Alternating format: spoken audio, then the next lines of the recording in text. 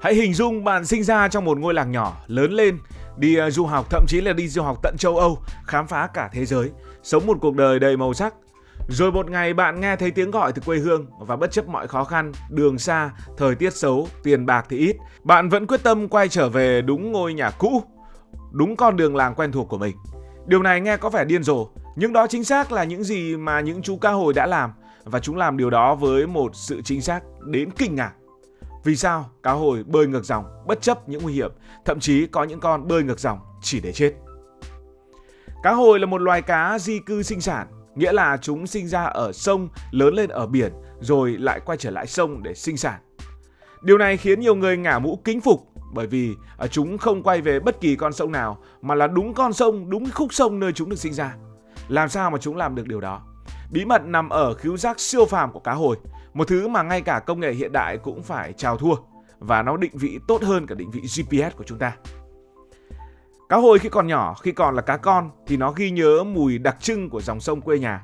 Mùi này không phải là thơm hay là thối của nước sông, mà là một hỗn hợp hóa học độc nhất, kết hợp của đất, của nước, của thực vật và vi sinh vật ở trong sông. Mùi này nó giống như một mã QR của thiên nhiên, được lưu vào bộ nhớ của cá hồi.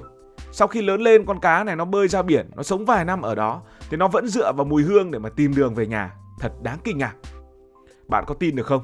Một con cá hồi sinh ra ở sông Columbia, bang Washington của nước Mỹ, có thể bơi hơn 3.000 km để ra Thái Bình Dương, sống tiếp ở Thái Bình Dương 3 đến 5 năm, rồi lại quay lại đúng khúc sông nơi mà nó ra đời, và sai số chỉ là vài mét. Thật không thể tin nổi. Những nhà khoa học đã ước tính khả năng định vị của cá hồi chính xác đến 99,9%. Nó giống như khi bạn đi lạc vào một thành phố lạ, không có Google Maps, nhưng bạn vẫn tìm được đúng cái quán phở bạn ăn hồi bạn mới có 5 tuổi mà thôi. Năm 2013, các nhà khoa học ở Alaska, nước Mỹ đã làm một thí nghiệm để kiểm tra khả năng này.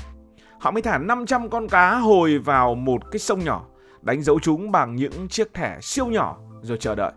Sau 4 năm, khi lũ cá hồi này trưởng thành từ Thái Bình Dương trở về, thì hơn 80% số cá đó tìm đúng con sông, con suối ban đầu để đẻ trứng. Điều thú vị hơn là khi các nhà khoa học cố ý thay đổi dòng chảy hoặc thêm hóa chất vào vùng nước, một số con cá hồi đã bị lạc đường. Điều này chứng minh rằng cá hồi đã dựa vào mùi hương như một bản đồ sống để mà định hướng. Nhưng bạn có bao giờ thắc mắc tại sao cá hồi phải về đúng nơi mình sinh ra hay không? Tại sao nó không chọn một con sông ở gần hơn, dễ bơi hơn, hoặc một khúc sông nào đó? Câu trả lời nằm ở bản năng sinh tồn. Nơi chúng sinh ra đã từng là một môi trường an toàn, phù hợp để chúng sống sót khi còn là cá con. Vì vậy nên đầu của con cá hồi nó tin rằng đây cũng sẽ là nơi tốt nhất cho con cái của chúng. Mình từng đọc một câu chuyện ở Hokkaido, Nhật Bản về một con cá hồi chum. Đây là một loài cá hồi phổ biến ở châu Á. Con cá này bị ngư dân bắt khi còn nhỏ, được nuôi trong một trại cá. Nhưng sau đó bằng một lý do nào đó, nó được thả về sông Ishikari. Điều kỳ diệu là sau 3 năm, nó quay lại đúng khúc sông nơi nó bị bắt, dù đã sống ở biển cả và cách đó hàng ngàn cây số. Người dân địa phương gọi con cá này là người hùng của Ishikari và dựng một bức tường nhỏ để mà tôn vinh hành trình của nó. Nhưng tại sao chúng phải lên tận thượng nguồn, nơi nước chảy xiết, đá tảng rất nhiều, thay vì đẻ trứng ngay ở cửa sông chỗ gần biển hơn? Câu trả lời ngắn gọn, bởi vì cá hồi cũng có tình yêu như con người của chúng ta với con của chúng, vì bọn cá hồi trẻ con. Thượng nguồn của các con sông, nơi nước chảy từ núi xuống, là khu vực lý tưởng cho trứng cá hồi. Đây là nơi có nước sạch, rất là giàu oxy, nhiệt độ mát mẻ và ít kẻ thù. Và đó chính là lý do cá hồi không ngại đi ngược dòng nước để tìm chỗ lý tưởng cho các thế hệ sau của mình. Một con cá hồi cái có thể đẻ từ 2.000 cho đến 10.000 quả trứng trong một mùa sinh sản, dụng trứng quá nhiều tùy thuộc vào loài và kích thước của nó. Ví dụ như là cá hồi Chinook là loài lớn nhất, có thể đẻ đến 12.000 quả trứng, trong khi cá hồi Coho là cá hồi nhỏ hơn, đẻ khoảng 3.000 quả trứng. Nhưng bạn có biết được không, chỉ khoảng 1 đến 2% số trứng này sống sót để trở thành những con cá hồi trưởng thành. Nếu cá hồi đẻ ở nơi không an toàn như là cửa sông, tỷ lệ sống sót có thể giảm xuống dưới 0,1%, tức là chỉ 1-2 con trong tổng số 1.000 trứng sống sót. Vì vậy, việc bơi lên thượng nguồn là cách để mà cá hồi đầu tư cho tương lai của con cháu, là cách để mà cá hồi con, cá hồi cháu sống sót được nhiều hơn. Ở trên YouTube thì có một video rất viral về một con cá hồi sống ở một dòng sông tên là sông Fraser ở Canada. Con này nó bơi 1.200 cây số, vượt qua tổng cộng là 15 thác nước, bị thương đầy mình, mất cả một mảng vảy bị va vào đá. Cuối cùng nó cũng tìm được khúc sông nhỏ đầy sỏi, đào một cái tổ sâu khoảng 30 cm để hàng ngàn quả trứng, rồi nằm yên bên cạnh để canh gác cho đến khi kiệt sức. Cảnh đó khiến hàng triệu người xem rưng rưng vì nó cho thấy tình yêu của một người mẹ, dù người mẹ này chỉ là một con cá mà thôi. Không chỉ cá cái mới bơi ngược đâu, mà cá đực cũng phải bơi ngược dòng, bởi vì ngược dòng thì mới tìm được cá cái, mới tìm được bạn tình. Cá đực thì thường đến trước, dọn sẵn sân khấu rồi chờ đợi cá cái. Khi cá cái đẻ trứng, cá đực sẽ phóng tinh trùng để thụ tinh. Sau đó cả hai thường ở lại để bảo vệ tổ trứng, dù chúng biết mình sắp kiệt sức. Đây không chỉ là hành trình rụng trứng mà sinh đẻ, mà còn là hành trình của tình yêu và trách nhiệm. Có khi nó còn trách nhiệm hơn cả con người. Nếu bạn nghĩ cá hồi bơi ngược dòng vì chúng muốn vậy thì chúng ta chỉ đúng có một nửa, bởi vì thực ra chúng không còn lựa chọn nào khác thì đúng hơn. Bơi ngược dòng là một phần của bản năng sinh học được lập trình sẵn trong DNA của cá hồi qua hàng triệu năm tiến hóa. Nói tóm lại, nó sinh ra thì nó phải bơi ngược dòng bởi vì nó là con cá hồi và điều này được quy định trong DNA của nó. Đây là sứ mệnh cuộc đời của cá hồi và chúng thực hiện nó với một sự quyết tâm đáng kinh ngạc. Có thể hình dung cuộc đời của một con cá hồi giống như một bộ phim có nhiều tập, thì tập 1 sẽ là tập sinh ra. Ở đây, cá hồi ra đời từ trứng ở một con sông hoặc một dòng suối nhỏ. Chúng sống ở đây từ vài tháng cho đến vài năm tùy loài. Lúc này thì chúng còn bé tí xíu, dài khoảng 2 cho đến 5 phân thôi và phải trốn tránh cá lớn, chim và cả những dòng nước chảy xiết. Sau tập 1 thì đến tập 2 là ra khơi. Khi đã đủ lớn thì cá hồi sẽ bơi ra biển. Ở đây chúng ăn uống thả phanh, lớn rất là nhanh và trở thành những con cá trưởng thành, nặng từ 2 cân cho đến cả yến, thậm chí là nặng hơn. Biển cả chính là thiên đường ăn uống của cá hồi, với những loài tôm, với những con cá nhỏ hơn, với những sinh vật phù du dồi dào.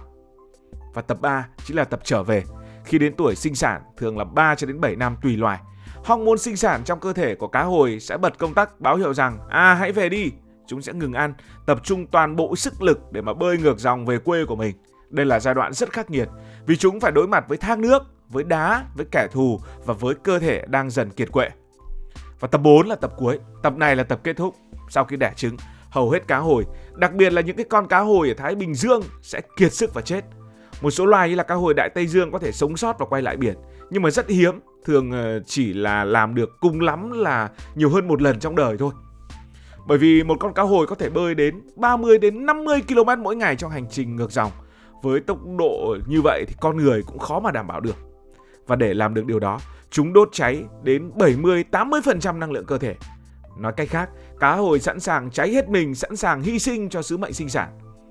Các nhà khoa học tính toán rằng một con cá hồi nặng 5 cân có thể tiêu thụ tới 15.000 calo trong hành trình 1.000 km, tương đương với việc bạn chạy marathon liên tục trong 10 ngày mà không ăn gì. Một trong những loài cá hồi nổi tiếng nhất đó là cá hồi ở Alaska, nổi tiếng với hành trình khoảng 2.000 km từ Thái Bình Dương lên những con sông ở trong nội địa. Trong suốt chuyến đi, chúng không ăn gì, chỉ dựa vào mỡ tích trữ trong cơ thể. Khi đến nơi, một con cá hồi nặng 5 cân ban đầu có thể chỉ còn 2 cho đến 3 cân, trông nó rất là gầy gò. Nhưng điều kỳ diệu là chúng vẫn đủ sức để mà đào tổ, để đẻ trứng và hoàn thành sứ mệnh của mình. Cảnh hàng triệu con cá hồi đỏ rực bơi ngược dòng ở Alaska là một trong những kỳ quan thiên nhiên được UNESCO công nhận. Ngày xưa xem phim tài liệu ở trên VTV2 hoặc là ở những kênh nước ngoài, quay những cái cảnh đàn cá hồi nhảy qua những thác nước cao khoảng 2 mét, không chỉ một lần mà đến 5-7 lần dù nó đã bị thương. Mỗi lần ngã xuống nó lại cố bơi lên, như thể biết rằng nếu bỏ cuộc, cả thế hệ sau sẽ không có cảnh bơi lội đó.